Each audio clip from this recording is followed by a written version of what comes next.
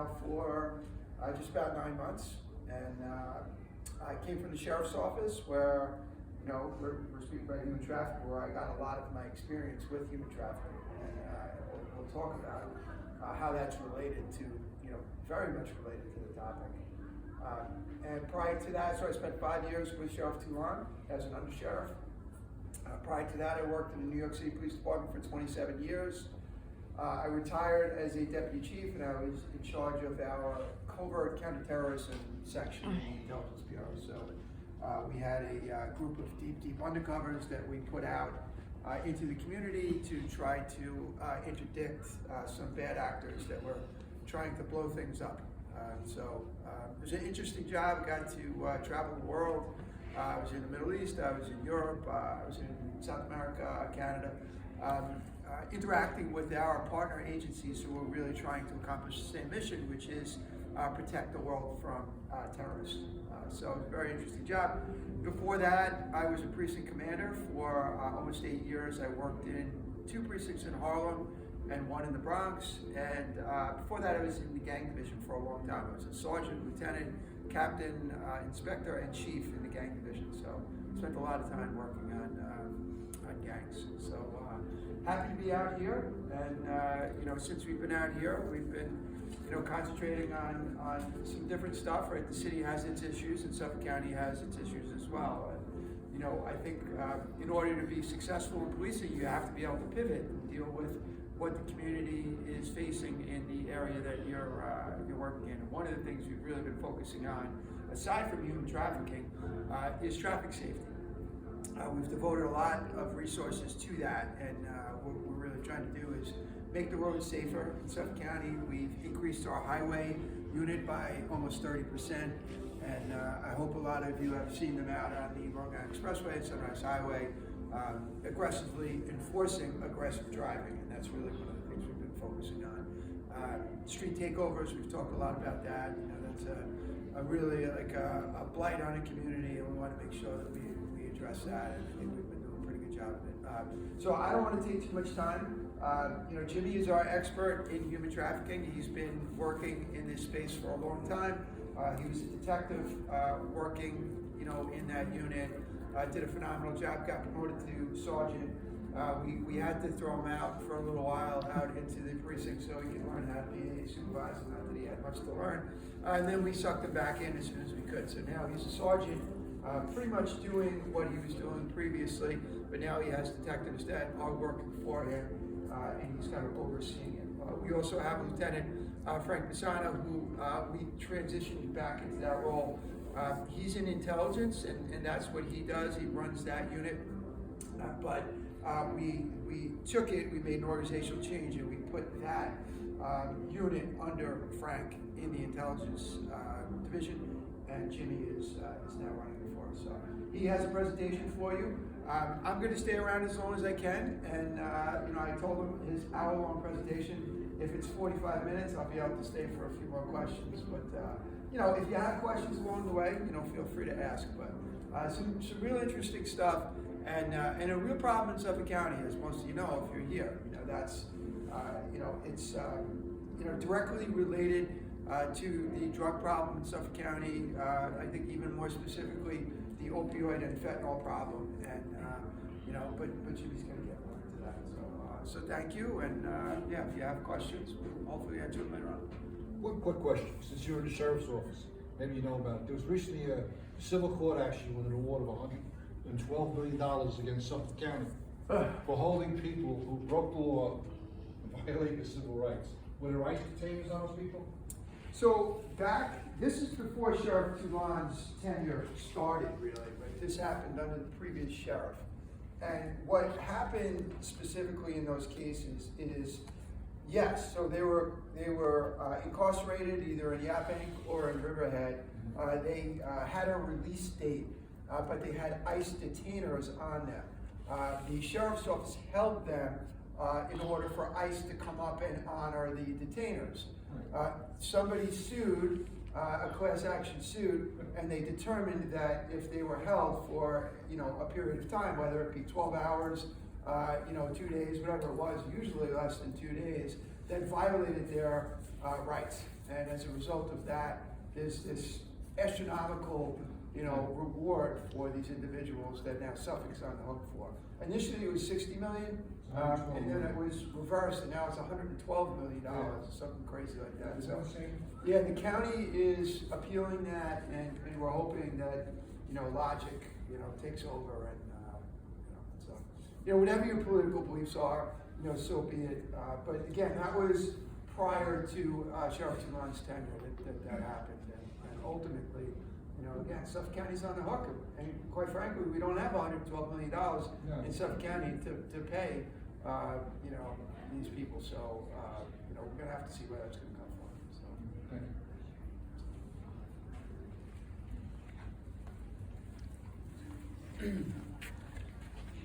Thank you.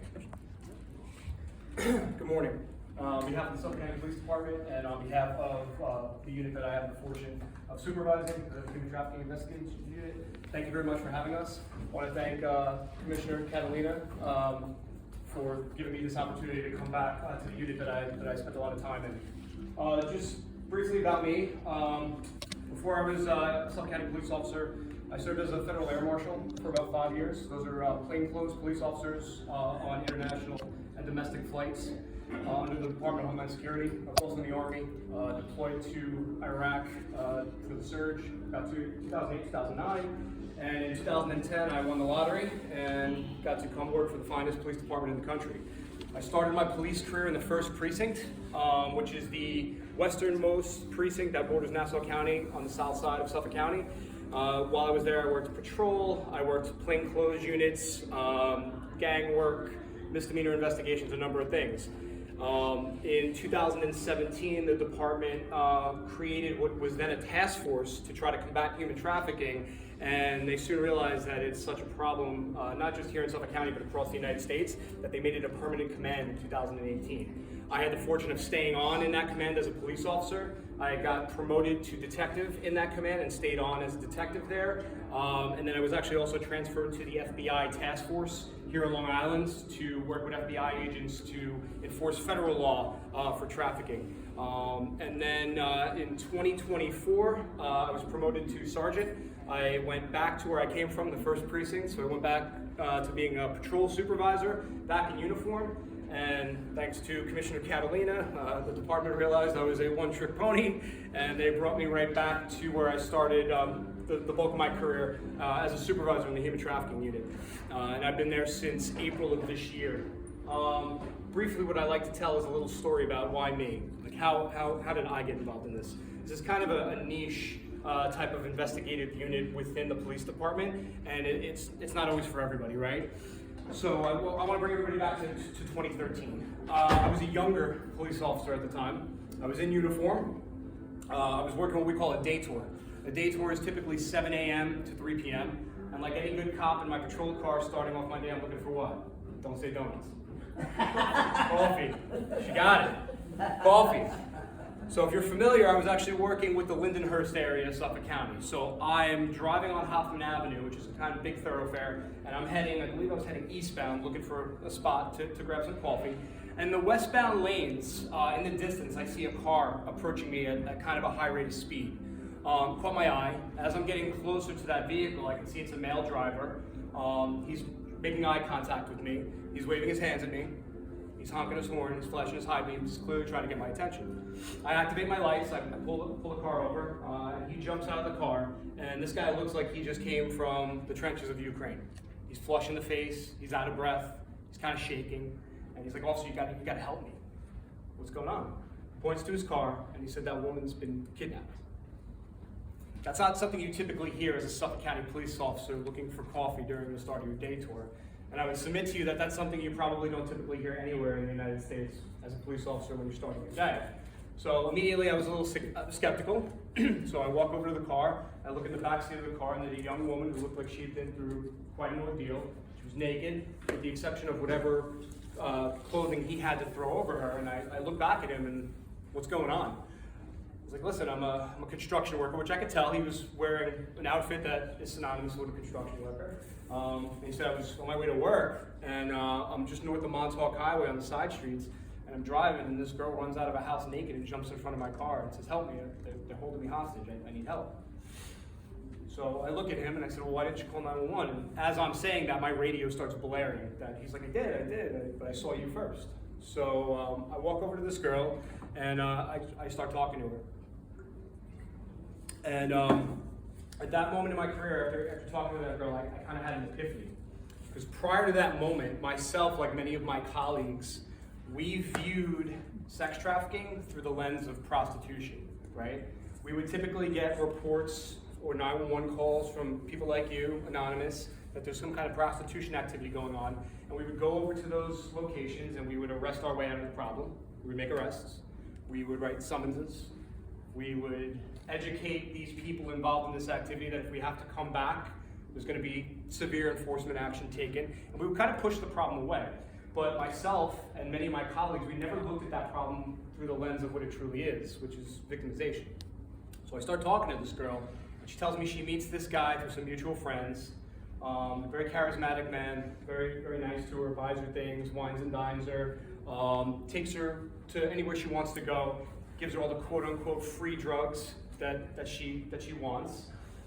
She becomes intimate with him, they have sex, he takes her to the club, shows her off to his friends. She thinks it's the start of a romantic relationship. After a couple of days with this individual, she wants to actually go back home. At the time, she was living with her father, I believe, in Nassau County. And he said, sure, $1,800 for all the drugs you used. And she looks at him and she says, what do you mean? We were doing that together. And he says, you never saw me do that. I never did any of the drugs. I gave them to you. You think those are free? $1,800 you could leave. His demeanor changed immediately. He went from being this nice, charismatic figure to very, very nasty and violent individual. She says, I don't have that kind of money. Think she had a job? All right. Think mom and dad had money to pay? No. So he says, okay, well, you're gonna have to come up with a way to get me that money. Well, I can't. I don't have any means to give you that money back. So he beat her, and he raped her. And he said, this is what's gonna happen. I'm gonna take photographs of you. I'm gonna put them on the internet. You're gonna see men. You're gonna do whatever they ask you to do.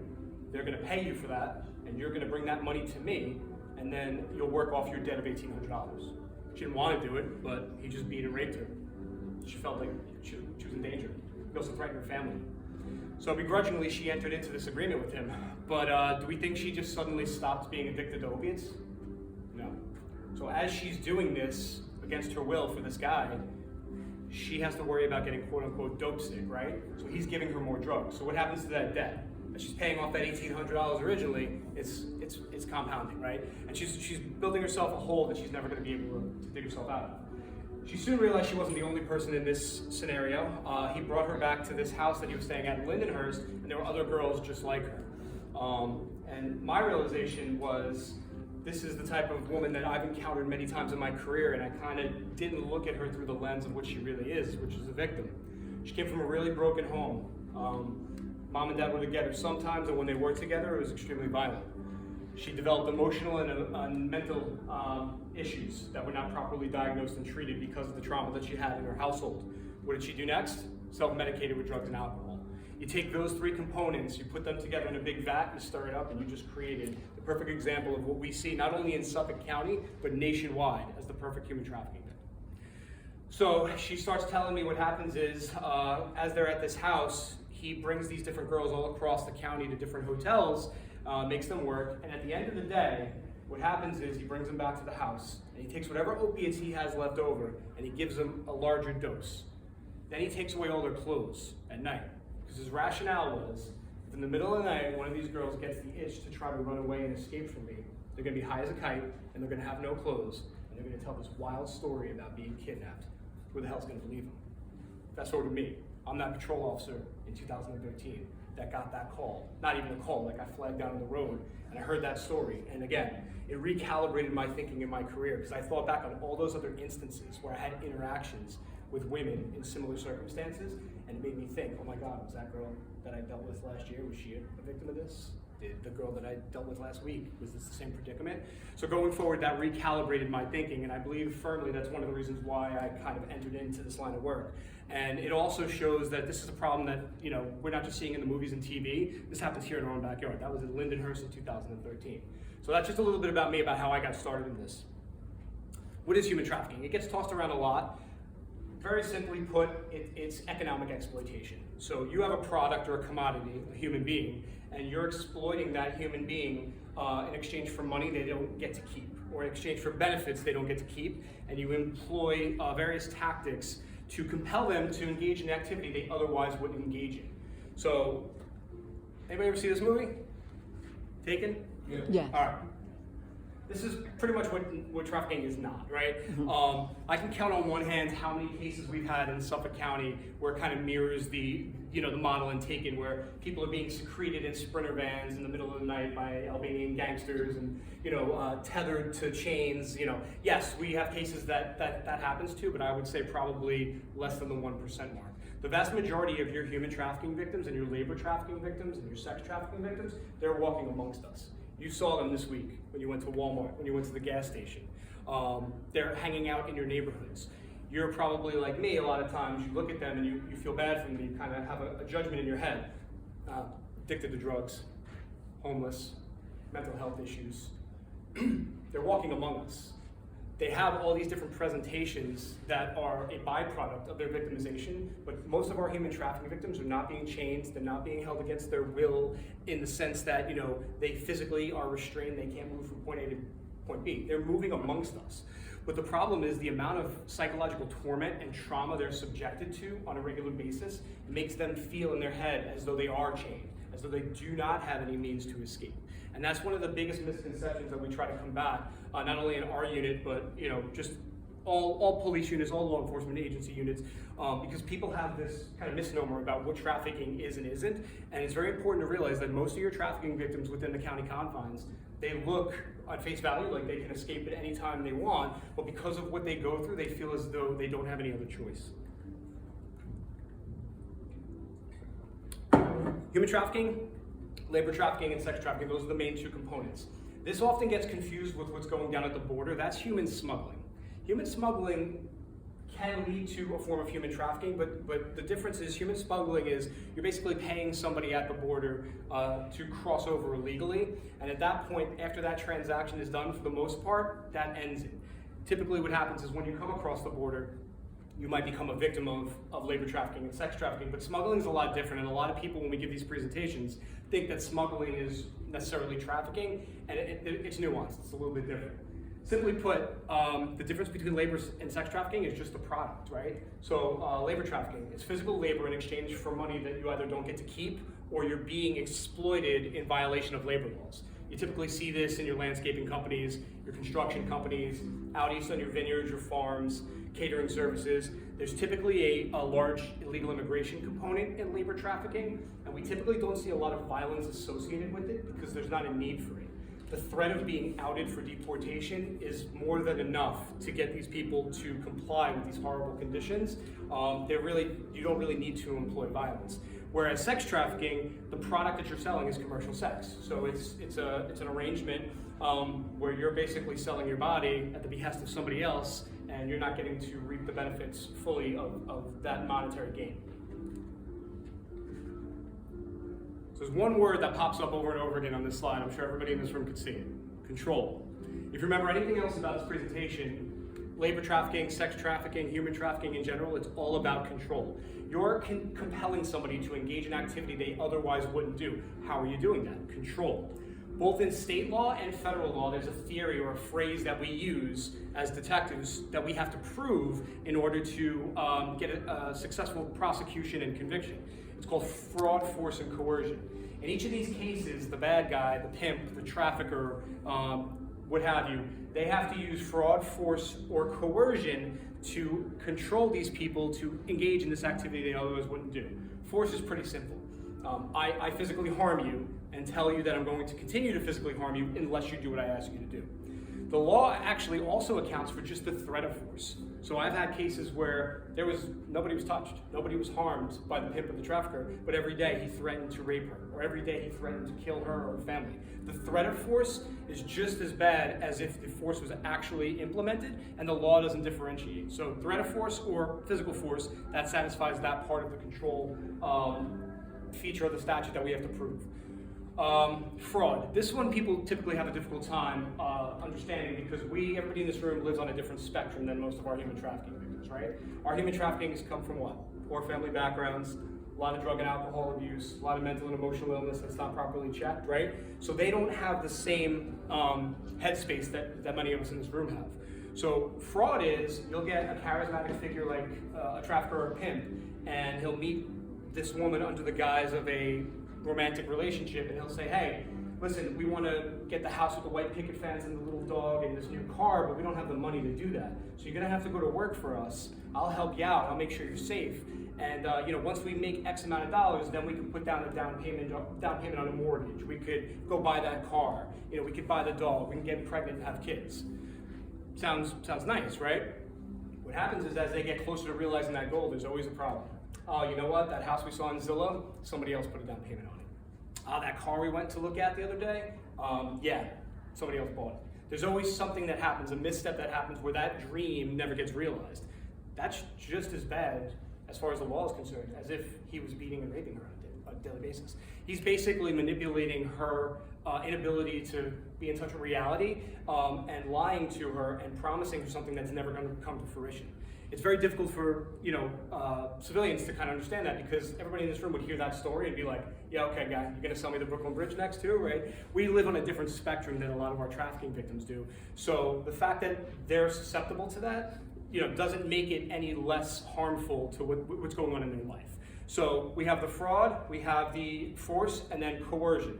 And like the commissioner mentioned earlier, that's the vast majority of the cases we see. Coercion is you're basically manipulating somebody who has a addiction problem, and you're exploiting that addiction problem to compel them to do things they otherwise wouldn't do. I'm sure everyone in this room knows somebody with a substance abuse problem. So everyone in this room knows that if you suddenly take that person off that drug or alcohol cold turkey, they go through what? Withdrawals. On the street, we call it a couple of different things. You'll hear dope sick a lot of times. Every person I've ever interviewed that has come off that quickly says that they feel like they're going to die. It is the worst pain, it is the worst sensation you can think of.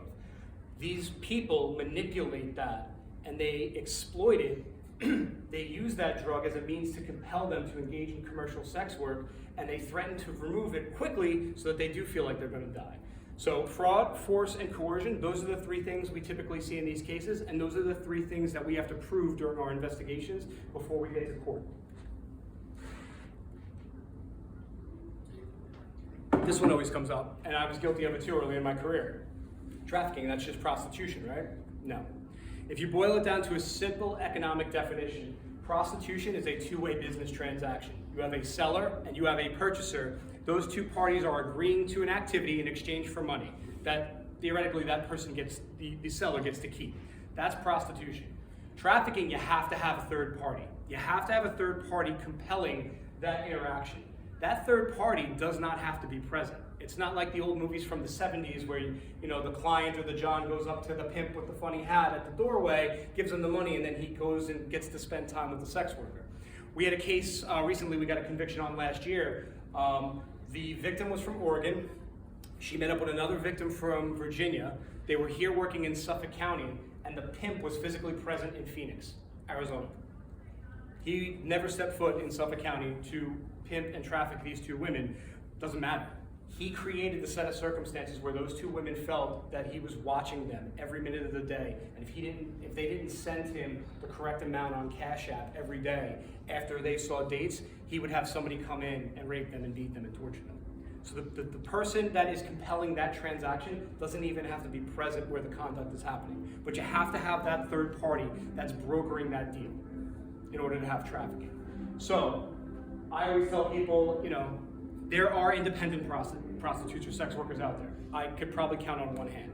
Most of the independent sex workers that we see are typically either at the beginning of their victimization because they don't know any better and drugs kind of lead them into that lifestyle and they're trying to scrape by and they get recruited and picked up by a trafficking crew, or they're toward the end of their victimization where they're in their 30s, 40s, Unfortunately, they're no longer marketable. They don't look as good as they once did in their early years, and pimps and traffickers don't see a reason to keep them on anymore because they're not making them as much money. However, they just spent the last decade plus being in this lifestyle. They have no other skill set, and this is the only thing they know how to do, so they try to scrape by on their own. Those are the two times we typically see independent sex workers. The vast majority of people who, to you and me, might look like independent sex workers on face value, they're actually being pimped out or trafficked by other people that, again, aren't going to be right there present, because it wouldn't make any sense to do that, right? Anybody ever heard the term traumatic memory? One of the biggest challenges we have dealing with this population is this right here. I was a soldier. I was in Iraq. If there was a traumatic event that happened, an explosion, IED or something like that, and you took 6 or 7 of us in a room to tell the story of what happened afterwards, you're going to get 6 or 7 different stories. And it doesn't mean that we're trying to lie. It doesn't mean we're trying to embellish. It doesn't mean we're trying to downplay what happens. Our bodies, our minds have a physiological response to how we view scary events so that those scary events don't re-traumatize us down the road. Trauma can happen to anybody. You don't have to just be a soldier in war. You could be involved in a really horrific car accident, and guess what? You just sustained a really traumatic event. When I was on patrol, you would go to a really bad car accident, and you would have the participants tell you the story, and you would get 7 different stories. And it's not because they're trying to lie or manipulate what happened. It's many times because that was their perception. That's how their body and their mind interpreted what occurred. It's the same thing with a sex trafficking victim. Think about this. The sex trafficking victim is going into rooms that they don't know what's going to happen with people they've never met before, engaging in really intimate interactions, and they don't know what's going to happen to them. I would submit to you that every single time one of these victims begrudgingly agrees to have sex with a client, that's kind of a rape. Yeah, they're doing it because, why? Because they're afraid of the repercussions, what's going to happen if they don't do it. They don't really want to do it, even though they look like they're willing participants. So think about all that trauma they experience, right? They're going into these rooms every day, and they have to deal with the Johns. Some of them are violent, some of them aren't, but they're engaged in activity that they really don't want to be engaged in. Then they have to worry about the pimp or the trafficker, because if they act up or if they don't perform properly, there's going to be consequences, sometimes physical, sometimes mental and emotional. They also have to worry about the other girls that they work with. That's their sole source of competition, right? So you have to worry about them being violent toward one another. So every day of their life, they're exposed to traumatic events. Now be the investigator and go try to interview that person and try to tease out what happened to them. They're incapable of having linear chronological conversations like probably you or I can have. So what we typically do is we don't work in absolutes. We have to meet with our victims multiple times. The first time is more of like the meet and greet, and we're just trying to get a baseline.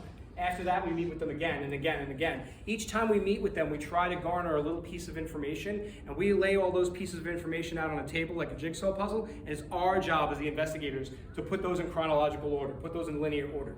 For instance, they're never going to remember a date. They're never going to remember a dress. They're not going to remember specificity like you or I can. So, hey, listen, when he took you to that place, what were you wearing? Was it sweater weather? Was it hot out? Which holiday do you remember seeing decorations for? Oh, well, you know what? I saw some pumpkins. Okay, so we're probably in the fall. All right. Did you see anything else?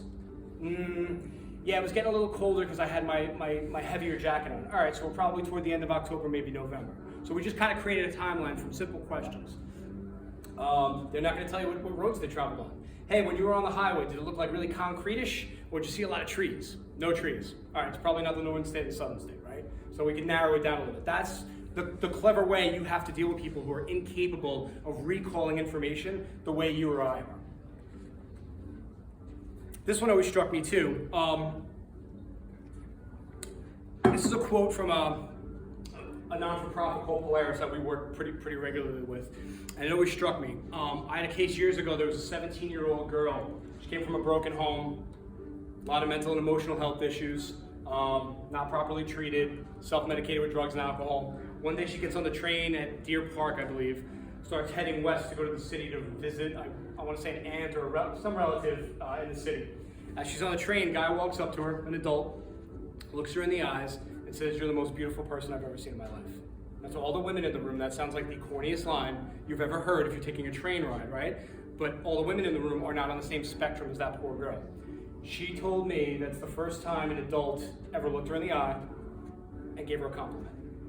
He continued, I work in promoting. I take photos of girls like you, and we promote clubs and music events. You're beautiful. Why don't you, I could probably make you some money. Why don't you pose for me? Okay, when do you want to meet up? Well, how about right now? Well, I'm going to visit so-and-so. Nah, let's go to my apartment in the city first, and then, I'll drop you off afterwards.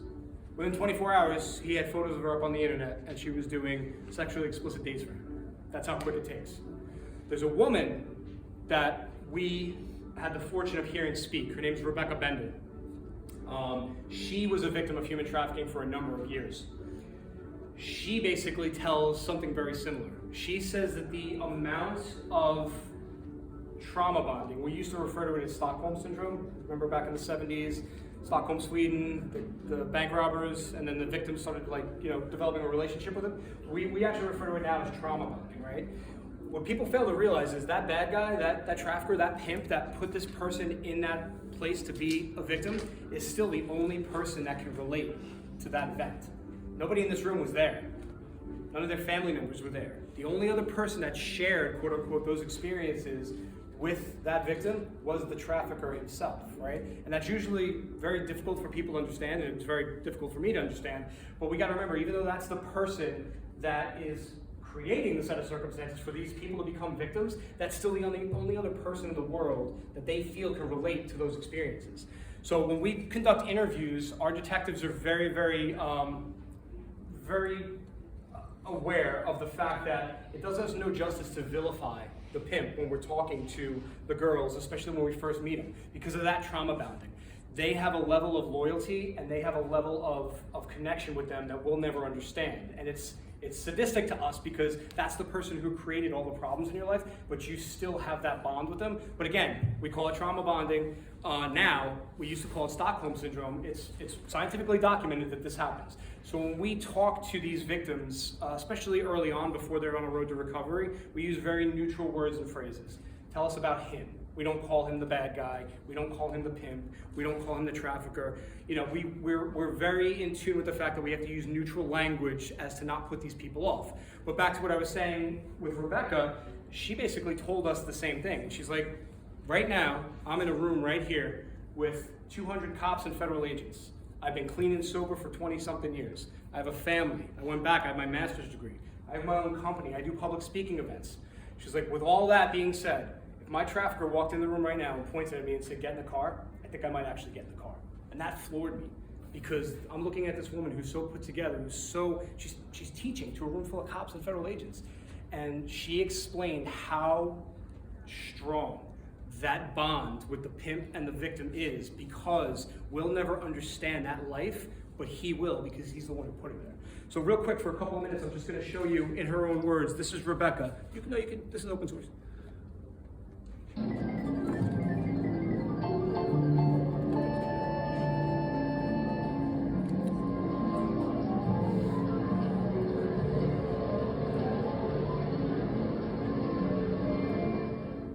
I was born and raised in a small town in Southern Oregon, and I was a good kid in school. I grew up in a normal middle-class family. I got great grades. I was really active in sports, and I even graduated a year early. I was accepted into Oregon State University, and I had my dorm room already assigned, and I was really excited to move up to Corvallis. But that summer I got pregnant by my boyfriend, and I had to make a real tough decision whether I was going to keep my baby and unenroll from university or get an abortion and keep it all a secret. That was a really tough summer for me. After I had the baby, I had some friends that had gone up to U of O to go to college, and they had an extra room in one of their apartments. It was at that time that I met a boy or a guy who pretended to take interest in me. I really thought he liked me, and we got along really well. He was really funny and charming, and he had a nice car, and he always picked up the tab. He had nice clothes, and he told me he was a record producer, that he had a band up in Portland, and that's why he frequently went out of town. There's a saying that says, when you take a child by the hand, you take the mother by the heart. And I really think that's what happened for me, because I had this new little girl and this man who showed this desperate attention towards her, like he wanted to really help make this family that I really wanted for my daughter. And He invited me to move in with him after about 6 months of dating, and I was really excited. And I brought him down to Southern Oregon to meet my family, and everything seemed fine until we arrived in Las Vegas. He said we were moving there because that was the entertainment capital of the world, and being a record producer and having a band, that's where they were gonna get the most gigs and the most jobs, and that's where his job was leading him. So I desperately wanted to go with him, to be with him, and to start this family that he promised me. He pulled up to an escort service, and he said, "This is how it works in Vegas. I've spent a lot of money to get you here. I put first and last on an apartment. I filled your fridge up with food. And you're gonna need to earn that money back." And I felt trapped. I felt like, how am I gonna get out of this? And you didn't know if you were gonna live or die. You didn't know what he was gonna do or what he was capable of. And so it was really scary. I can remember just running through the casino thinking, these people don't even have a clue what's going on. They're just, cha-ching, cha-ching, Las Vegas, yay! And they're doing all this stuff, and I'm running for my life. I'm running from a man that has forced me into doing things that I didn't want to do. When you have a trafficker that's waiting at home with your child and says, if you don't bring home $1,500, you're gonna find your daughter out on the corner, I think I was probably more frightened to go home than I was to be in the room. Because if you got robbed, it was your fault for being stupid. If you got raped, it was your fault for not watching your back. Anything that happened to you was typically your fault, and you incurred more punishment for allowing those things to happen to you. So it made you always walk in fear of your trafficker. Again, her name's Rebecca Bender. If you get a chance to Google her, she's got a fantastic story. That's one of her videos she puts on her website. People always ask, what do you look for in a trafficking victim? Well, like much in life, it's kind of on a spectrum. There's really no cookie cutter answer. These are some of the indicators we've seen in our cases, some other ones too. What I tell people is use your common sense, right? If you see somebody out there in your neighborhoods, in your social circles, and something's off, read their nonverbal communication. That is the biggest indicator, is nonverbal communication. What's their eye contact like? How are they talking? What are when they're answering your questions, are they deflecting? What's their body language saying? Are they around predominantly men? And predominantly do those men answer the questions for them, right? There's so many different indicators. Are they wearing things that are inappropriate for the location of the season? Are they constantly in possession of hotel room cards when theoretically they should have a physical address, right? Things of that nature. But what we tell people all the time is it really doesn't matter what the indicators are. You're people in this community. You know what's right and you know what's wrong. You know who's off and you know who's not off. If you see somebody that's off and in the back of your mind you think it might be a trafficking thing, but you're afraid about, yes ma'am?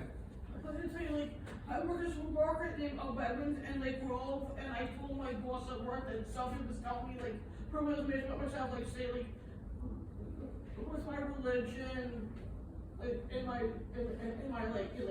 heterosexual, gay, stuff like that, and I told my manager. Well, there you go. That's a perfect example. Yeah, because it kind of touched up because they told, I have human resources at my job, and they told me if he's again, they'll take you call the police next time. If you want afterwards, we can talk about it a little bit. I can see if I can help you. I work at Wagons now, and they said that he was telling me info for information at my job, and I spoke to my manager, and they can, if they see the guy again, yeah. Absolutely. Great. Because I want to let you know because he got a very a little because I told him that, and I just talked to my manager and I told the HR and they said that the guy kept it was a little kid, He has some issues? Okay. No, he was a little sick in the head kind of say. Alright. I appreciate that. Yeah, thank you. No problem. So kind of her point, right? So anytime you see something that seems off in your circle, right? Say something. People are often afraid of mislabeling what they observe as trafficking and being wrong. What I tell people all the time is it doesn't matter, right? It doesn't matter because we're still the police. If you see something and you think it might be trafficking, but it turns out to be domestic violence, guess what? We're the police, we know what to do with that. If you see something and you think it's trafficking when it turns out to be a bullying scenario because they're younger in age, guess what? We're the police, we know what to do with that. This week alone, we had a referral, not through Crime Stoppers, but through another hotline, and this woman had called in thinking that her niece was being trafficked. So we got the case, we initiated an investigation, and thankfully her niece was not being trafficked, but her niece was being held against her will in a really, really volatile and violent domestic violence situation. So our detectives, in conjunction with the Riverhead Police Department and the 7th Precinct, were able to extract that woman, get her help, and charge that violent offender with the crimes that he committed against her. Again, that came through our hotline as a human trafficking referral, and it wasn't a trafficking scenario. It was a domestic violence scenario, but we're still the police. If it's domestic violence, we're going to address it. If there's any crime that's being executed against anyone in the community, even though it doesn't fall into that trafficking narrative, we know what to do with that. So do not be afraid to contact the police about a trafficking thing and you're not sure it's trafficking, right? And one of the best ways we like to promote is right here, Crime Stoppers. Crime Stoppers, you can take a picture of that, yeah, sure. I have some cards up here as well too, if you want, actual Crime Stoppers cards. Crime Stoppers is a fantastic program. It is completely anonymous. You can actually text in your tip with as much information as you have, and we have no idea who you are. And the way I actually found out how true that is the Gabby Petito case. I had a very, very, very minimal role. I was on the FBI task force when the Gabby Petito case came in, and the lead FBI agent that was assigned to working that case had asked me, can you help me go through all these Crime Stoppers tips? Because there's a lot. I'm like, yeah, no problem. At that point in the investigation, day one, we had a lot of information that was not available to the public. So, you know, we knew things that the public didn't know. We received one particular tip that kind of knew the same stuff we knew. And it kind of alerted us like, wow, we need to talk to that tipster. So I remember calling Crime Stoppers and saying, hey, I need to get in touch with the tipster for this tip. This is very important. And they said, yeah, no, it's completely anonymous. And I kind of did the, yeah, what's the end around? You know, we really need to get in. And they said, no, there's no way. And that was a national level media attention type case. So if we couldn't backdoor our way to figure out who that tipster was for that case, we're not doing it for anything, right? It's completely 100% anonymous. So I plug this as much as possible. Put all of the information you have into a Crime Stoppers tip, and if it's not trafficking, kind of like that thing we did last week with the domestic violence victim, we'll know what to do with it, and we'll make sure that the crimes that are committed are addressed. Some of the common platforms we see a lot of recruitment on social media, especially in our younger population, right? These are the main ones. Some of the issues we have here is these towards the bottom. These aren't American companies, so they're not subject to American legal process. So when we go to issue search warrants and subpoenas, they don't have to comply because a lot of these are overseas and they don't have treaties with the United States. Some of these up here are American-based companies and they do comply with our legal process. But here's where a lot of traffickers will come to recruit people. It's usually innocuous at first. Hey, you're so pretty. Hey, you should be in movies. Hey, what do you do? Where do you know, they try to plug people online for information, usually young women, and set up a rapport. And at some point, they try to get these people to come meet with them in person. Once they actually have kind of like got their hooks into a girl and they know that they're going to now start trafficking, these are the sites that they post on. There used to be a site called Backpage.com. In 2018, the federal government levied sex trafficking charges against that company and they seized the servers. Those people that own that site were guilty of it, no question about it. The problem is it's a double-edged sword. That was an American-based company. When I served search warrants and when I served subpoenas to that company, they had to comply. When the federal government shut that company down, they created a power vacuum and now there's about 20 different back pages. And they're all overseas and they don't have to comply with our search warrants and our subpoenas. The reason that's problematic is there's a lot of great evidence on those sites that the traffickers are posting these women against their will and we no longer have access to that.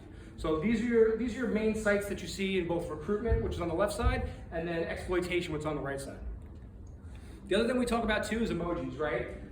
Anybody that's got kids here, emojis are a second language, right? In our investigations, we'll find a lot of advertisements and a lot of communications between victims and traffickers that are completely coded in emojis. Emojis mean different things for different gangs, different things for different drugs. In our world, in the trafficking world, there's always a common reference to royalty. Who do we think the king is? Pimp, the trafficker, right? The queen is typically the woman who's been with the trafficker the longest. We refer to that person as a bottom. She's a victim typically, but she's been so ingrained into that lifestyle, she now takes on a managerial role for the other girls. You'll hear princesses, cherries. Those are usually indicators of newer girls that are coming into the lifestyle. What I tell people too is, especially with your kids, if you're noticing a lot of emojis in conjunction with text that doesn't really make sense to you, it could be innocuous, it could be a gaming type thing or something like that, but it could also be pretty nefarious. So we always tell people to keep that in the back of your mind. When you see emojis and words that don't make sense, it's something to look out for, especially in your children. And back to us.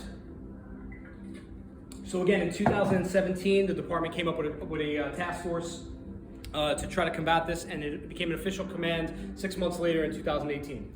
Prior to that, there were only 2 arrests and 2 convictions in Suffolk County history that we could tell, or that we've been able to locate in the history of our department and the district attorney's office. These 2 right here. That top one, that was mine. That was my case where I was the younger patrol officer that found that guy with that woman. We ended up identifying additional victims in that case.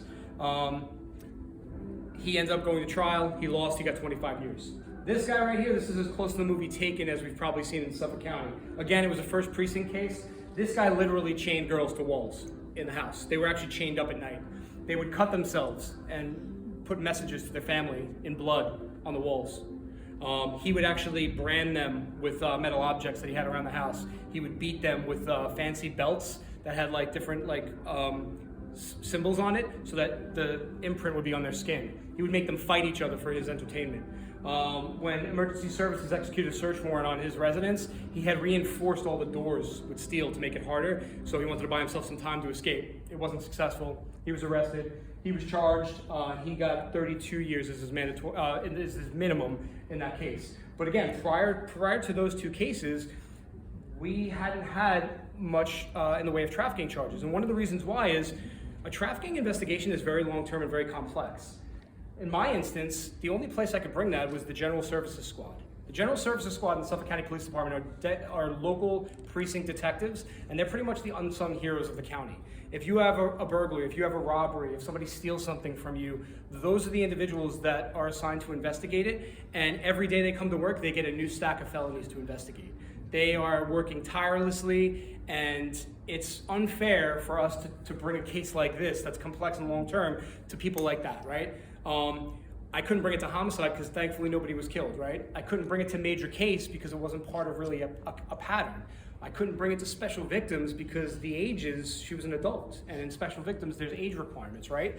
So the department realized that we need to have a specialized unit that works on these cases because they're long-term and complex.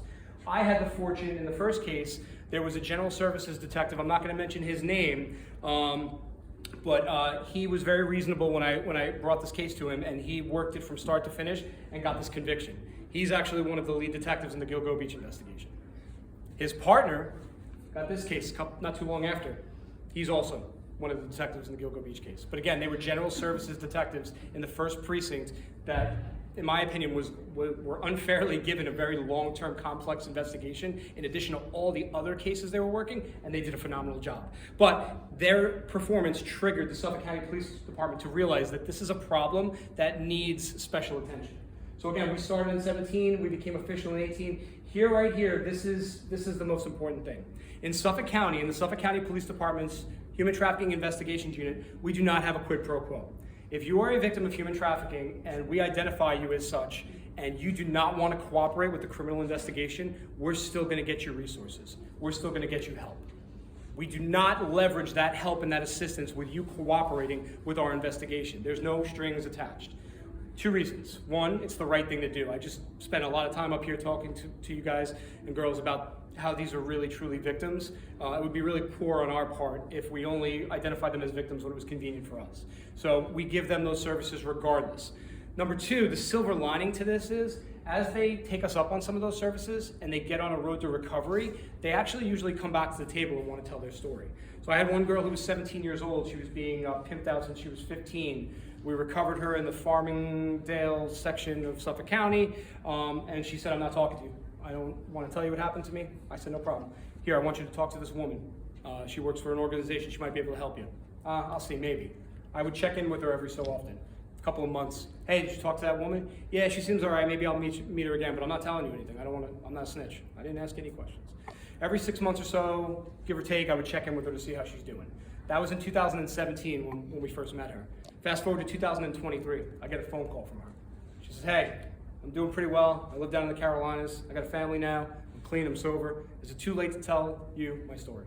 It's never too late. In the Suffolk County Police Department's Human Trafficking Investigations Unit, we work marathons, not sprints. We take our time, we never turn anyone away, and we do thorough investigations regardless of whether or not you're going to cooperate initially. And that's what kind of separates us from a lot of other law enforcement agencies across the country in that regard. We also have a fantastic working relationship with our partners. Commissioner Catalina, obviously, I first had the pleasure of meeting him when he was working in the sheriff's office. And he helped stand up the Sheriff's Office Human Trafficking Initiative, and it's one of the best things that we have in this county.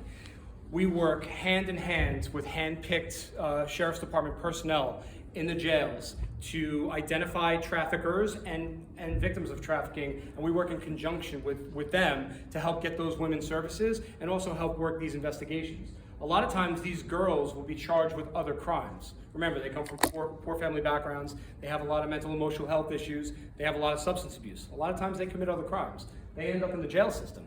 As they're in the jail system, a lot of these sheriff personnel that are trained in human trafficking identification will now encounter them, and they develop a rapport with them, and they try to get them help.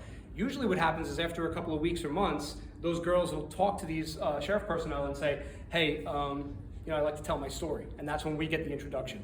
Fantastic working relationship with the Sheriff's Department.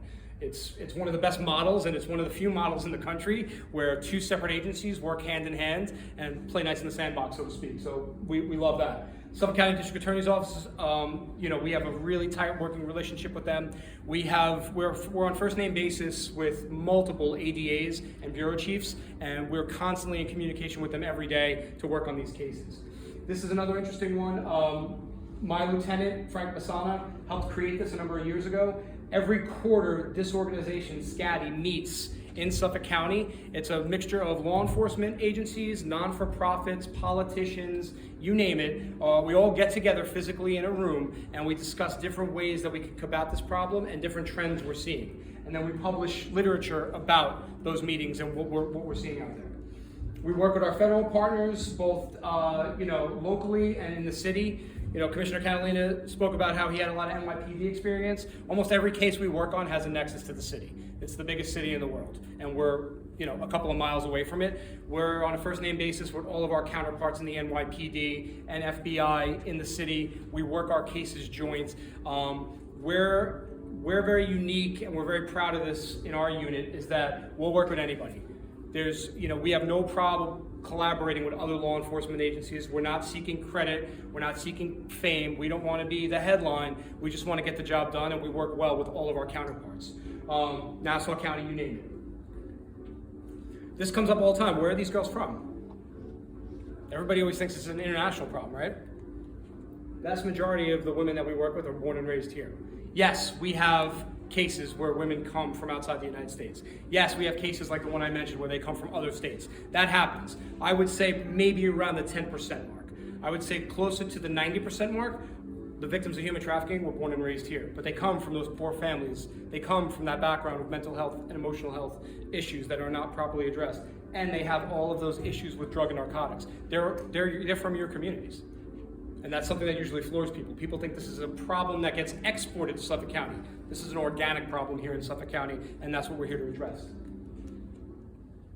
Since we started in 2017, these numbers are probably higher now. We've identified and interviewed over 500 victims, sadly 40 deceased. And the reason we highlight that number is not to be a bummer, but it's to manage expectations. It's to be realistic. Recovery is on a spectrum.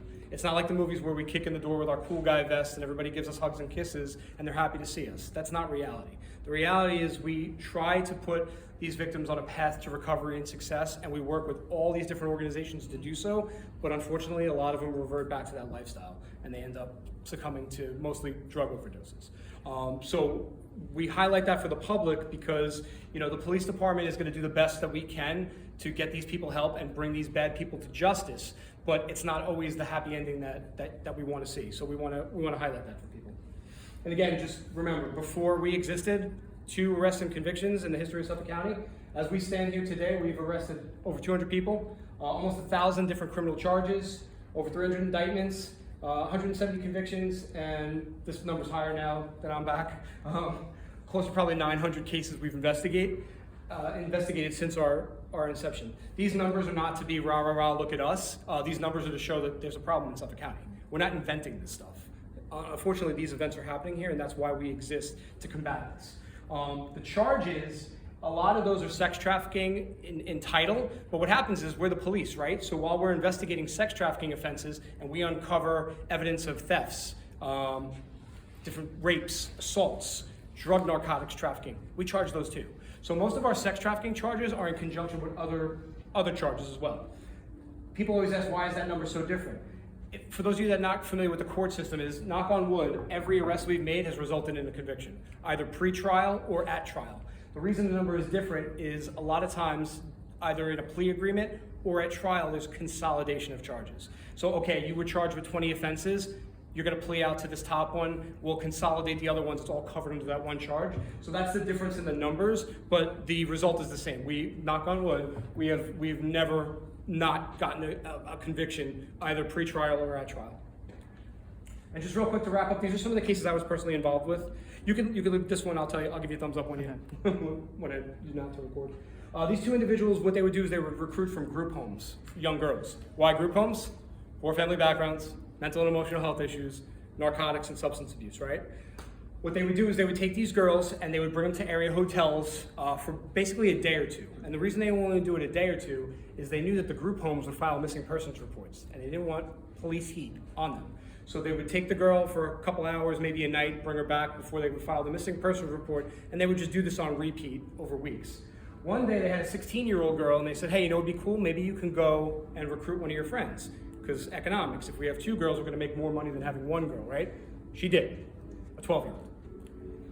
They get the 12-year-old in the car, they realize she's a little too young, but they said, hey, she's here now, let's see what happens. As they get to the roadway in Ronkonkoma, they start taking photographs of the 12-year-old, and reality starts setting in for that kid. She's like, this is not what I signed up for. She was smart enough to remember the last phone number of her last foster parent, and she grabbed one of the phones in the room, ran to the bathroom, and started texting what was going on. These guys realized what was happening, they started to freak out a little bit, tried to clean up the room and leave. She got it out quick enough that as they were trying to depart the motel, the 5th precinct was rolling up and interdicted them. This is one of the few cases, I remember I told you we do marathons, not sprints. This is a sprint. This is one of the few cases we have where we had all of the bad guys, all of the victims, all of the evidence, all in one spot at the same time. We were able to charge them with sex trafficking that day within 24 hours. They were charged at the state level, and then they were re-indicted federally. They pled guilty pre-trial federally, and they're each doing, the mandatory minimum in the federal system is 15 years to life, so they're each doing the mandatory minimum of 15. This is another interesting case. Talk about interagency collaboration. I was fortunate enough to get a phone call back in 2018 from a probation officer. Probation officer says, hey, I've got this guy who's on an ankle monitor. The only place he goes is to and from hotels and 7-Elevens. It's kind of weird. So I was like, well, what's he on probation for? Domestic violence. What we later learned is that was not a domestic violence charge. That was one of the sex workers ran away from him, and he ran back and recovered her, beat her and tortured her, and when the cops were called, she denied being a sex worker, he denied being a pimp. They played the boyfriend and girlfriend card, but to me it doesn't matter, the cops did the right thing. They investigated it, they charged criminally, he was convicted, and he was on probation for this domestic violence charge, which was really sex trafficking in nature. We conducted a joint investigation with the NYPD and with the FBI, and we were able to locate 12 different defendants in a blood subset out of the CI Brentwood area, Bayshore as well, and we charged that federally in Manhattan. And the reason why we did it in Manhattan is there was a nexus to the city, because often this guy and his cohorts would take these women into the city to conduct commercial sex. They called themselves the Yacht Club. They were a music group, but their music group was also the name of their kind of criminal syndicate, and they would actually make the girls brand themselves with tattoos and different articles of clothing that had this Yacht Club name, so they could advertise to their adversaries, as well as other people that maybe wanted to come join their club or their gang, that they were part of the yacht club. They were this lucrative sex trafficking organization. This is the part, if you could just not. Okay, so again, everything I'm showing you right now is this was introduced at trial, so technically it's public record. The reason I asked no one to record is because even though it is part of the public record, I would hate for this to get out and re-traumatize any victims, so that's the reason being. But this was all these cases are adjudicated, and this was all introduced at trial in public. If you can't tell, this is this woman's hair, and those are her hands tied behind her back with a hotel room towel, and this is him bragging on Instagram. You could read the words, but basically he's basically bragging that he got her back. This was that domestic violence victim. This was when he actually reclaimed her and brought her back to the hotel to have her start working for him again. We were able to recover this video from some digital investigative techniques to corroborate her story, because she said after the cops came and I pressed charges, he was able to find me again and bring me back, and this is what he did to me. He tortured me. So she videotaped this? Mm-hmm. How did she obtain access to this video? We got access to the video. From his phone? His social media accounts. So we could do search warrants on a number of different things, even if we don't have physical devices. Like why would you want to videotape this? This is the trouble. To brag. So if you look, all of these people who are blacked out, these are all part of those cohorts that were also charged. So he was basically bragging on social media to his friend group that, hey, I got her back. She's back to work, and everybody's LOL, haha, good job. And he shot himself in the foot. Thankfully, most of the people that are in this world aren't the brightest. So it's kind of a win for us. But yeah, so we got to introduce this at trial. Everybody in that case either pled guilty pre-trial or was found guilty at trial. The lower level participants got like 2 to 4 years, all the way up to 25 years toward the people that were like really complicit. Yes. Did the people who commented on the post, looks like on Facebook, were they charged as well, or they? They were. Most of them were defendants in this case. Yes. This individual used to be a drug dealer in the Deer Park area of Suffolk County. What was happening was he was dealing a lot of drugs, and it was resulting in a lot of overdose deaths. So he started to dilute his drugs, but then he wasn't really getting the customer base that he previously got. So what ends up happening is he soon learns that if I stretch those diluted drugs out and I use them as a means to compel sex workers to work for me, I can make more money. He also ended up taking over a house in Lake Grove. The way he did this was the owner of that house was a construction worker who got hurt on the job. He got prescribed what? Oxys. He gets addicted to those, he runs out of the prescriptions, and now he turns to heroin. This guy was actually his heroin dealer. Heroin dealer used to sell to him at his house. You can, this part. Heroin dealer used to sell to him at his house, and he saw the house, and he's like, hey, you live here alone? He's like, yeah, just me. He's like, really nice house. Make you a deal. All the free drugs you want, and all the free sex from the girls you want, if I get to basically live there and operate a brothel out of your house. So that's what this guy did. We ended up identifying probably about 24 different women that were victims of this individual. He went to trial back around, I want to say 2019, 2020. He was convicted and he got 25 years. This one you want to move. Okay. All the girls would tell stories about this guy about having a gun, but we were never able to recover a gun. When we arrested him, he didn't have a gun on him. The search warrants we did, we couldn't find his gun. So to try to corroborate their story, we were able to execute search warrants on his cell phones, and sure enough, he had the firearm that they described. Also, he had no legitimate employment. He never paid taxes. He did not have a job on file. Yet he took photos of lots and lots of money. Be the jury and hear that story. So you haven't worked in the last 10 years. You don't have disability checks. You don't have social services. Like, how are you getting this cash, right? Right there. And then obviously some of the narcotics he would photograph as well. So, digital evidence in these cases are very, very important. This is a very interesting case. Talk about collaboration again. The sheriff's office happened to have a young woman who was in custody and who was participating in some of these, trafficking related, talks and participating in group sessions to get recovered while they're in jail. She starts talking about this guy named Andy who raped her, beat her, and kidnapped her to the point where she had to jump out of a moving vehicle at 50 miles an hour while he was trying to kill her.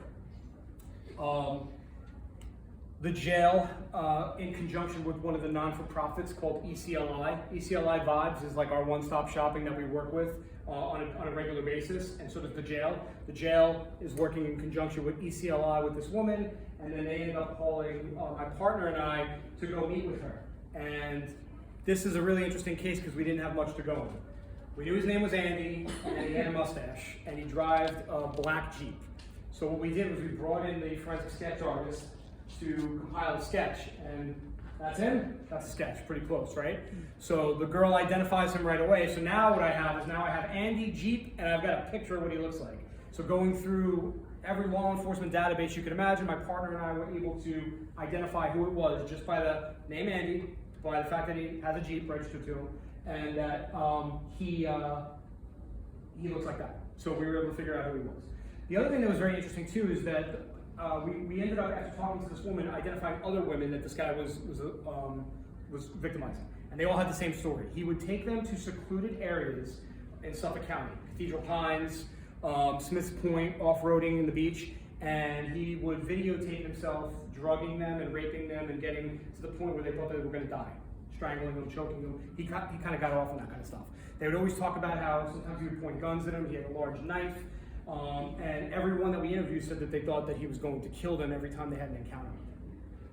What's interesting is they also talked about this James Bond device that he had, where he would hit a button when he would pick these women up, and it would conceal his license plates so that he couldn't get picked up on the red light cameras in those areas, and so that law enforcement wouldn't be able to necessarily detect him through camera footage. When I first heard that story, I was a little skeptical, but we were able to execute a search warrant and actually see what they were referring to, and I'll show you in a minute. We were able to charge this federally because, unfortunately, a lot of this conduct that they were describing was in the past, right? So there were statute of limitations issues in the state system, and there were also charges that were only misdemeanors and maybe like lower level felonies in the state system. Under the federal guidelines, if you use fraud, force, and coercion as a pimp, you're guilty of federal sex trafficking. Similarly, if you use fraud, force, and coercion as a client of commercial sex, you're just as guilty of sex trafficking federally as if you were a trafficker yourself. He was charged with sex trafficking in the federal system. We went to trial, he lost, and he's still awaiting sentencing. But, again, this one you're gonna, yep. The girls would talk about how they would be restrained with handcuffs. When we executed a search warrant on his vehicle, he had handcuffs at the ready in his driver's side door. And do we think he was a cop? No. Do we think he worked security? No. He worked at an aircraft manufacturing plant. I remember when we were talking to him, why do you need handcuffs, Andy? You never know when those are going to come in handy. The firearm that he was not allowed to possess because he was a prior felon, we were able to recover that. And the James Bond device that they talked about, to my astonishment, it was actually true. And here's Andy, for our benefit, posting on YouTube how he installed and created this himself. It's on, blue, that means it's activated. Play. Button. Now it's off.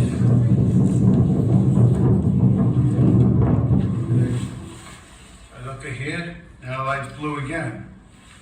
Hit the button. Off.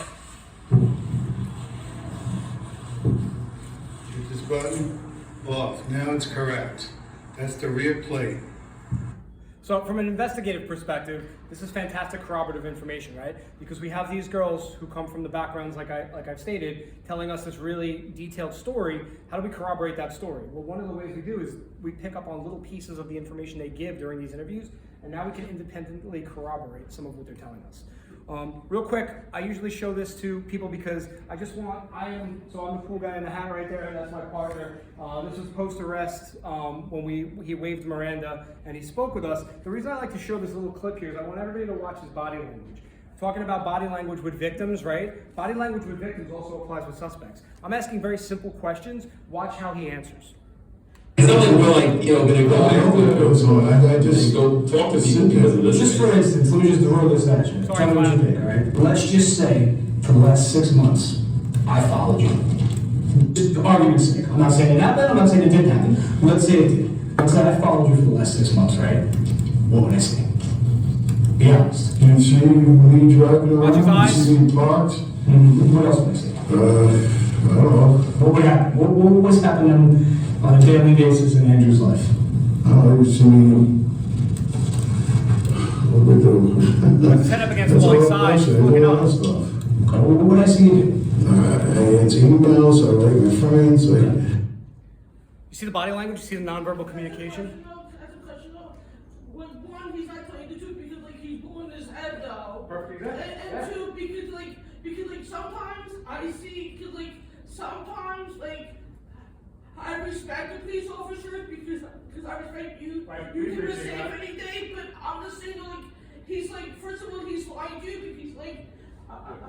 How about I'm his asking body? you a question, His and then whole body he went language? like this, so I think it's just like. Which is why we show that, just to You, show that's everybody. what I'm saying, 'cause he's probably lying to you because you don't answer like your questions. Exactly. And he's Right? also, he's buying time to concoct his answer. Correct. He's looking up and it's a simple question. What were you doing the last couple of weeks? He's trying to manufacture He's answers. not making eye contact, like he's Correct. not making eye contact with you. He's like you're talking to him. He's like yeah whatever, Yeah. and he's like groveling. And he's prompting you to repeat yourself. Exactly. So there's a number of tells in there. That's why we like to show that. You can go He back has to to this. make eye contact with you before he talks to you. So just like you could tell from his nonverbal communication that there's other things going on, the way he's behaving. The same thing you see there, if you're talking to a victim of sex trafficking, they're gonna present a lot of similar ways, right? So just keep that in the back of your mind. That's why we like to show that video to really, because that really shows how valuable nonverbal communication is. And lastly, last slide. So we go after traffickers in the Suffolk County Police Department. We go after clients of sex trafficking in the Suffolk County Police Department. We also go after third parties that facilitate this awful crime. It's not illegal to own a motel in Suffolk County where commercial sex happens. That's just the nature of owning a motel. It becomes illegal when you help facilitate traffickers victimizing people in your property. Let's say you observe a rape or an assault and that victim is asking you for help and you shut the door. If the police are called, you contact the pimps and tell them to hide. You keep ledgers for pimps and victims at your front desk. When the police come and ask for surveillance video, you lie and tell us that the cameras are down. All those different things. That is when you start becoming more complicit with the actual crime as opposed to being a neutral third party. So I'm sure everybody remembers this case. I had the fortune of working on it with our federal partners and our local partners. We were able to charge multiple traffickers with sex trafficking in conjunction with the owners of the motel. The owners pled guilty and they forfeited the property to the federal government. It'll never be a hotel again. It's going to be sold. It's already been sold off, and there's going to be a new business that's put up there. We recently, last week, 2 weeks ago now, had a trial for one of those traffickers who was found guilty in federal court here in Central Iceland. So we go after the traffickers, we go after the clients, and we also go after these third-party establishments where this awful crime is occurring. And with that, I really appreciate everyone's time. Thank you very much for the opportunity to speak to you, and I will give it back to the commissioner. So, Jimmy, I just want to thank you for a really, really informative presentation. And for everybody here, I think it's very obvious. I think Jimmy is probably the foremost authority on human trafficking, probably in the country, really. And, I really mean that. His knowledge and his dedication, his expertise in this field is truly amazing. And we're very, very lucky to have him in Suffolk County. So I know he's done a tremendous amount. And you saw the pre-prosecutions, I think, prior to 2017 and post, right? And I think most of that really is due to Jimmy and the team that we were able to put together in Suffolk County that he's been an integral part of for a long time. So really, thank you for everything you've done, and thank you for the very informative presentation. So, and I'll take a couple of questions, then I'm going to pass it over to him because obviously he's the expert. So, I have a question. I've lived here over 40 years, and I have to say I see a trend of a lot of young men backpacking, selling drugs, whatever, right here in Middle Country, Walmart. Is that part of this whole? So I encourage everybody to communicate with their local precinct, right? So, if you see that in this neighborhood, then you should be in touch with your, well, that would be the 6th precinct, right? 5th to the 6th right here. We're right on the Cool border. panhandlers too. They cool panhandlers too. So it's either the 5th or the 6th, and we'll find out for you. Maybe Jimmy, we could get a little more on that. But you have to communicate with your local precinct, and if you see that, they're going to send out people to make sure that those guys are not, operating with impunity. And if they're selling drugs, then we're going to target them for what they're doing. We do know that there's a direct nexus between drug sales and human trafficking. So could they be involved in both? Possibly, but we'll certainly go out there and address it at that level. But I've even heard Walmart, right here in Middle Country, is one of the biggest drug trafficking. Yeah, I don't know that to be true. Again, we would have to check the local precinct. That's not something that we necessarily see, or it's not, on our radar tremendously. But again, the local precinct would know more, and they would be able to, address that issue. So yeah, I really encourage you. We'll find out whether it's the 5th or the 6th. I tend to think it's probably the 6th. Sixth. Yeah, but yeah, Paul Mamay, Inspector Paul Mamay is the precinct CO there, and he'll send people out to deal with it. It's so quick, I know. Yeah, listen, I've seen drugs are an issue in Suffolk County. There's no doubt about it. I've seen it in behind CVS. Yeah. There's lots of trucks that will come, they go so fast, I was like, whoa. Yeah. Well, there's a market for it in Suffolk County, so you're going to get people that take advantage of that market. And thankfully, I think at least the opioid fentanyl issue is waning in Suffolk County. I think we've done a lot, to make sure that happens, and we're going to continue to. We're certainly seeing a decrease in overdoses, which is a great sign. Narcan is out there, and the public has it, so thankfully we're able to save lives as a result of Narcan. But even the Narcan saves are going down, right? Which means that the opioid crisis again is waning somewhat. So we're happy to see that, but there's still work to do. When the opioid crisis wanes, it seems like cocaine seems to pick up. So now we're seeing an increase in cocaine use in Suffolk County and throughout the country, really. So. That's something we have to watch out for. But, we recently seized over 15 kilograms of cocaine, fentanyl, heroin, and crystal meth. That's something that, listen, you look at a county the size of Suffolk, right? You don't expect to see multiple kilo seizures, but we're seeing them. And thankfully we're getting it off the street. But again, when there's a market, you're going to get people that step in and take advantage of that. So, we have to stay on it. And we're going to continue to do it. But, yes, the answer to the question is there a nexus between the two? 100%, as Jimmy said. Any other questions for me? When you're questioning the girls when they come in and getting information from them, how do you record their answers? Is it just pen and paper? Is it video? Is there a stenographer in there or anything on the record? Or it's just kind of chatting, taking notes, and going from there? It depends on what kind of interview it is. And there are different kinds of interviews, but the detective sergeant could answer that question more thoroughly.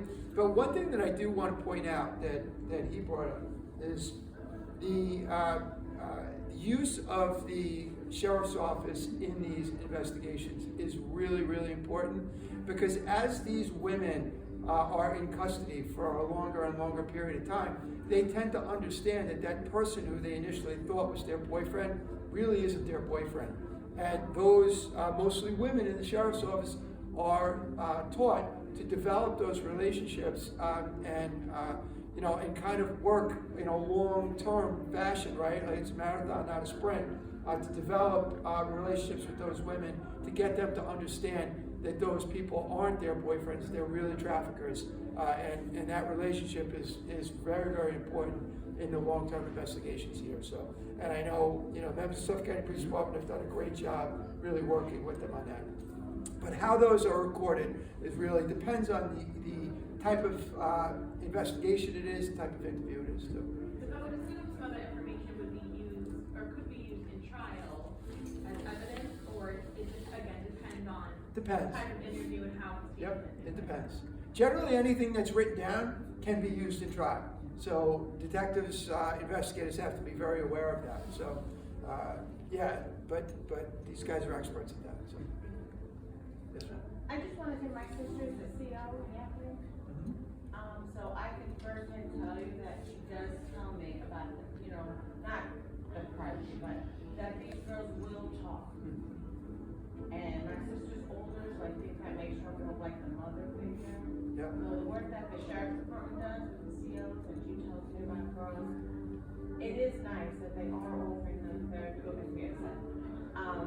they do come to her.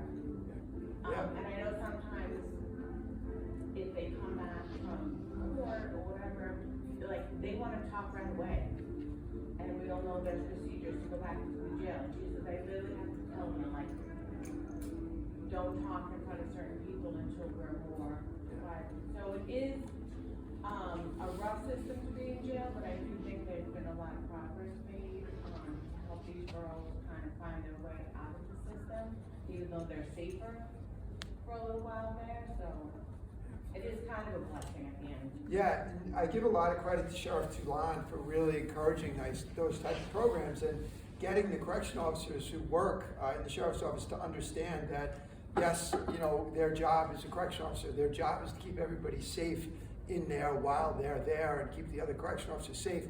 But they also have a responsibility to humanity to help the people that are in there, right? To rehabilitate them and help them, to re-enter society. And I think Sheriff Toulon really gets that and does a fantastic job of it. So, and he's really encouraged his people to assist with that. So, pretty happy about that. But I think, Jimmy could probably answer a lot of these questions because he's the expert. So I'm going to try to get to another event that actually it's an event where one of my good friends is working at a CrossFit gym today to help encourage people who are recovering from substance abuse to get into cross training, which is trading an addiction for an addiction. But it's a bad addiction for a good addiction, and they're doing an event right now. So I'm going to run over to that, but I'm going to leave you in very capable hands here. Thank you. All right, appreciate it. Thank you. Yeah, I'll Sorry, another question, because I know it's mainly girls, but Yeah. obviously human trafficking, sex trafficking specifically Correct. can be Yes. and anything. Mhm. I'm just curious percentage-wise, male to female or any gender orientation. Yeah, so, I know it's lower, but yeah. I know it's there. It's probably about 98% female. I can count on one hand how many males that we've had. I mean, I'm not saying it doesn't happen, but as far as evidence and information that's come across our desk where we're able to do something with it, we've had a number of transgender as well. We don't discriminate. We don't care if you're male, you're female, you're transgender. If you're a victim of a crime, you're a victim of a crime. The other thing I like to highlight too is that this crosses all socioeconomic boundaries. I've knocked on doors in neighborhoods where you'd probably be like, yeah, I can see you knocking on that door. I've also knocked on the door of a gated mansion in Cold Spring Harbor because mom and dad, while they were together, there was no love in that family. There was a lot of domestic violence in that family. Dad had multi-millions of dollars beyond belief, ran a hedge fund, but his 20-something-year-old daughter became a trafficking victim because there wasn't continuity and stability in that household. So this crosses also socioeconomic boundaries. Also, just regular working class families too are subject to this too. It's not just a poor person's problem or somebody who's destitute. This crosses all of those spectrums. As for your interview question, I'll give you a little more. There are certain criminal procedure laws in place for certain crimes that we have to record suspect interviews, kind of like that one that you saw. So in the federal government, anytime we charge a federal crime, a suspect interview has to be video and audio recorded. Certain crimes in the state law has to be video and audio recorded when there's a suspect in custody. As far as victims go, it depends. Sometimes we do what's called a forensic interview. When we do a forensic interview of a victim, we typically record audio and video on that. But majority of our interviews that we conduct with victims, they're a victim of a crime, they've been through a lot of trauma. We don't want to all of a sudden tell them, hey, by the way, we're recording you. That's going to key up a lot of apprehension, right? So a lot of times we'll just take notes. If we're going to take what's called a sworn statement, we basically will take notes, review those notes, review the statement with the victim, write it out or type it out, have them read it and review it, and make sure it's correct as what they're relaying to us, and then they sign that sworn statement. So those are kind of the different ways. In the federal system, we don't do sworn statements. Basically, it's just all notes, and then we give a synopsis of those notes, and then later on, the victims will actually testify, at court, both state and federal, to what they said in those statements.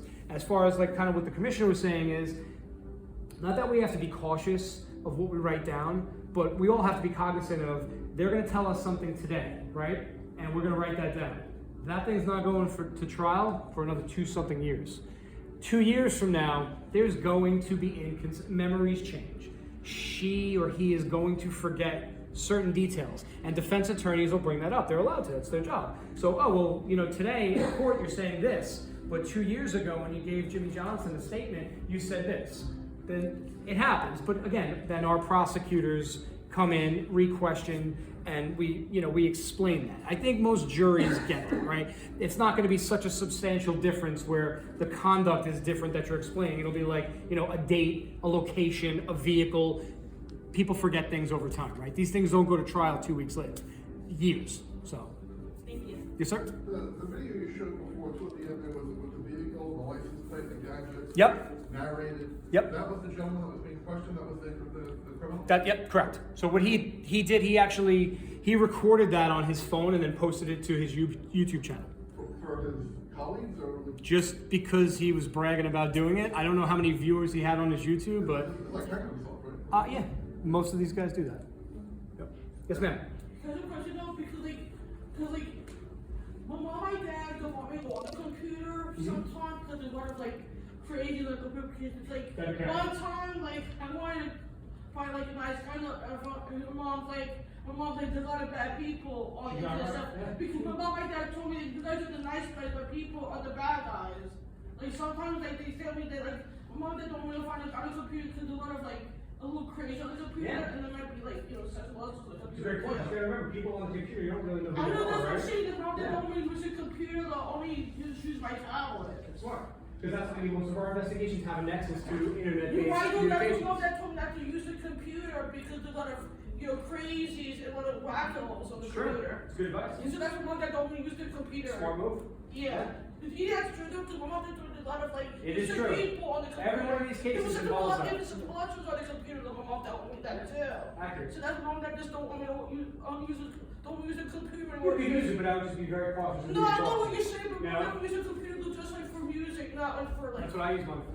No, but I'm just saying, I don't use the computer to find a boyfriend because there's a lot of crazy people for sex trafficking, sex molesters, the whole bad Financial people. crimes too. Yeah, but that's why I don't use a computer. Because my mother told a lot of sick people on the It is. You computer. gotta be careful. I think that's the one that told me, you guys are the good guys in my mom. I'm happy somebody likes us. No, but that's what I'm saying. My mom that told me that don't use a computer though, because a lot of crazy people on the computer. I appreciate that. No, Yes, sir. is that true? Those the one that told me that too. It is true. Yes. Okay. How do the statistics compare between labor trafficking and sex trafficking? So labor trafficking is traditionally very underreported, right? So, and the reason being is they typically do get some kind of compensation. So, think about your landscapers, right? They're probably getting paid, probably not what they're supposed to be. They don't have health care, they don't have benefits. So typically it's underreported because there's not a lot of violence associated with it, and they are getting to get some benefit out of it. We have had labor trafficking cases a lot of times, typically on the East End during the summertime, believe it or not, because there's a lot of visa fraud associated with those. They'll actually recruit women to work in catering halls and restaurants from European countries, and then when they get here, they kind of get exploited. But I would say percentage-wise, 5% of our cases maybe, or labor trafficking. And 95% Sex trafficking, that's the vast majority. And that's not just a Suffolk County statistic, that's actually a nationwide statistic. So nationwide across all of the different departments in the United States, 80% of human trafficking cases are sex trafficking in nature that get reported to us. The labor trafficking is probably a little bit more of a gray area, right? It's a little more of a gray area, and believe it or not, the laws aren't as strong for that too. Because as you were going through the presentation, I was thinking more know more about that, because I've seen a lot of labor Yeah. exploitation, and I don't even know what would be classified as labor. A lot of those are civil in nature too. That's the problem. There is a criminal labor trafficking statute, but it's kind of weak, to be honest with you, because like I explained, there's really not a lot of force and coercion. It's more the fraud side of the house, right? Because they're basically exploiting their illegal immigration status, and they're using that as a tool to threaten to have them deported. We've had a couple of labor trafficking cases that did not involve illegal immigration. Usually involves children that are like kind of working outside of what they're supposed to be doing. But again, they're very difficult cases to bring because the criminal statute's not as strong as the civil. So we typically work with the Department of Labor at the state level and the federal level to kind of like work those both civil investigations and criminal investigations. Yes, sir. Are you tracking any of these sex trafficking cases back to the cartels and coyotes?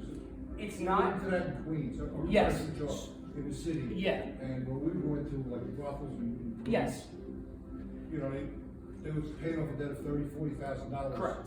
Yeah, so we have a few of those, big in the Asian community with the massage parlors, obviously. What we're finding, believe it or not, is that they have to pay off a debt, but once they come here, a lot of times unfortunately, they willingly engage in that because they really have no other like kind of outlet. The other thing is with the massage parlors with the Asian community, there's not a lot of violence associated with it. Because when we do get some successful interviews out of there, they explain that even though that they're working 12 hours a day, they actually do get to keep some of the money, and the conditions are better than their home country. And they also don't trust the police. Correct. You know, as far as like the Spanish cartel level stuff, what we've been seeing a lot of recently is in conjunction with visa fraud. A lot of those cartels and organizations down in South America, and a lot of them are in the Dominican Republic, will actually recruit women online, not lying about what's going to happen. Hey, you're going to come over here, you're going to do this stuff. The split is, it's not talking to the girls, they get to keep the bulk of it. It's like 60-40, and they get the 40% for all the arrangements. We have a couple of cases where we're tracking that too. Not a lot of violence, not a lot of threats, because they kind of know what they're getting into and they're agreeing to that initial split. The marriage fraud you're talking about? You'll see some marriage fraud, but this is just basically they're coming here on a tourist visa, and they're not tourists, they're here working in commercial sex. They're gonna make a lot of money, and they give their cut to the organization that sponsored them and that's running the ads for them, and then they go back. So.